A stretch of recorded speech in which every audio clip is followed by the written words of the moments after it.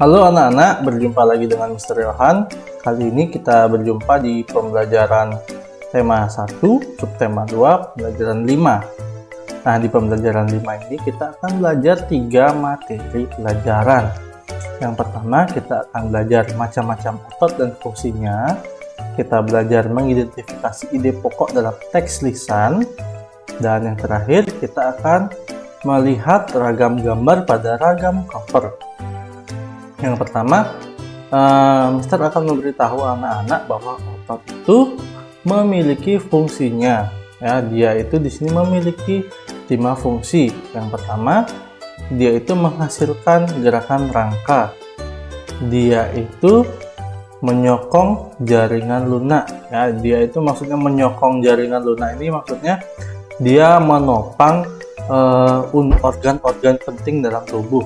Yang ketiga, dia itu mempertahankan postur dan posisi tubuh. Yang keempat, dia itu mempertahankan suhu tubuh. Yang kelima, dia itu mengatur pintu masuk dan keluar saluran dalam sistem tubuh. Nah, otot manusia ini dibagi menjadi 3. Yang pertama otot polos, otot lurik, dan otot jantung. Di sini otot polos. Otot polos itu terdapat di dinding-dinding usus, dinding lambung, serta dinding pembuluh darah dan organ lainnya. Di sini otot polos itu cirinya dia berbentuk gelondongan. Gelondongan itu berbentuk silinder. Kedua ujungnya itu dia runcing. Nah, terus tengahnya agak gede sedikit. Terus coraknya itu dia tidak memiliki garis melintang. Artinya dia itu polos saja. Merah-merah aja gitu ototnya. Kemudian dia itu bekerja secara tidak sadar ya. Meskipun kita tidur dia tetap bekerja loh otot polos tuh.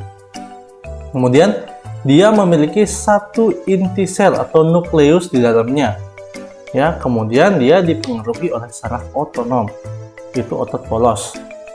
Kemudian otot lurik. Nah, otot lurik itu adalah otot yang menempel pada rangka. Otot lurik ini sering disebut otot rangka ya. Nah, otot lurik ini adalah otot yang digunakan dalam pergerakan.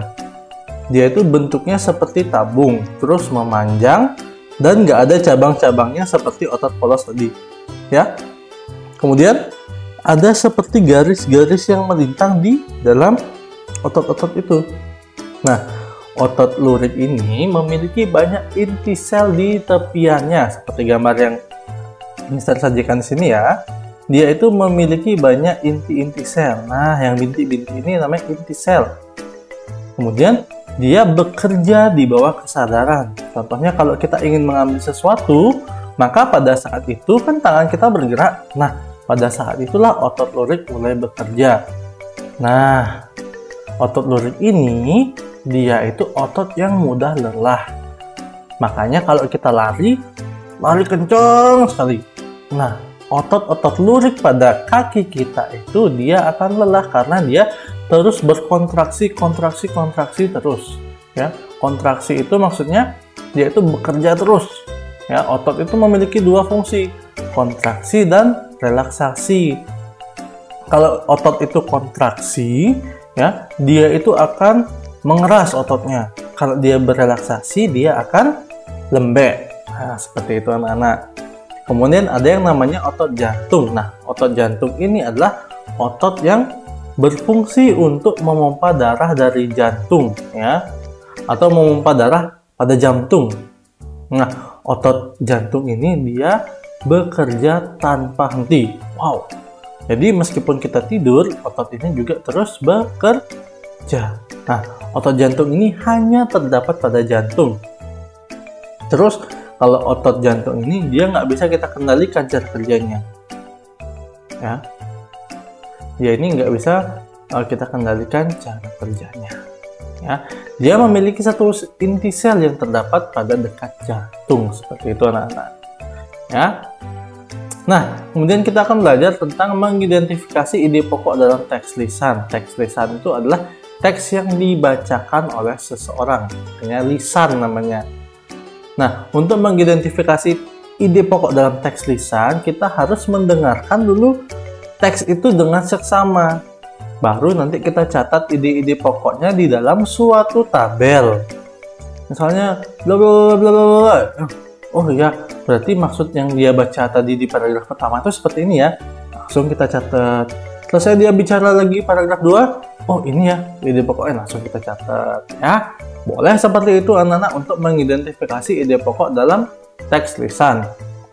Kemudian kita akan belajar tentang ragam gambar pada cover. Nah, cover buku ini dia itu memiliki ciri khasnya masing-masing. Ada ciri khasnya gambarnya banyak dekoratif, banyak abstrak ya. Tapi di sini Mister akan menjelaskan dua macam desain untuk membuat cover, yaitu cover yang sederhana dan cover yang penuh desain. Cover sederhana ini biasanya hanya berisikan tulisan identitas sang penulis dan biasanya dia memiliki latar belakang putih. Nah, contohnya seperti ini. Ini contoh cover makalah ya. Cover makalah tugas. Ini adalah cover yang sederhana. Cover skripsi itu cover sederhana. Cover jurnal, cover tesis ya, itu merupakan cover-cover sederhana. Kemudian kalau yang penuh desain ya.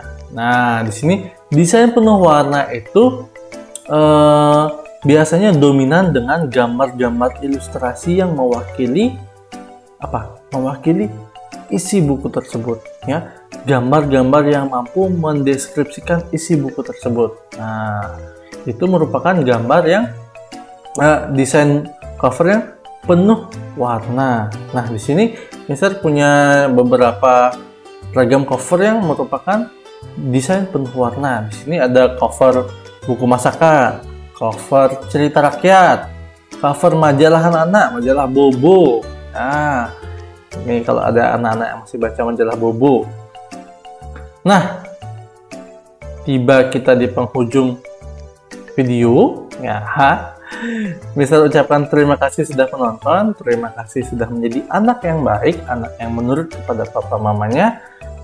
Dan jangan lupa tetap pakai masker kalau keluar rumah, tetap jaga kesehatan, supaya nanti kita bisa berjumpa di dalam pembelajaran tatap muka. Terima kasih, Tuhan Yesus memberkati.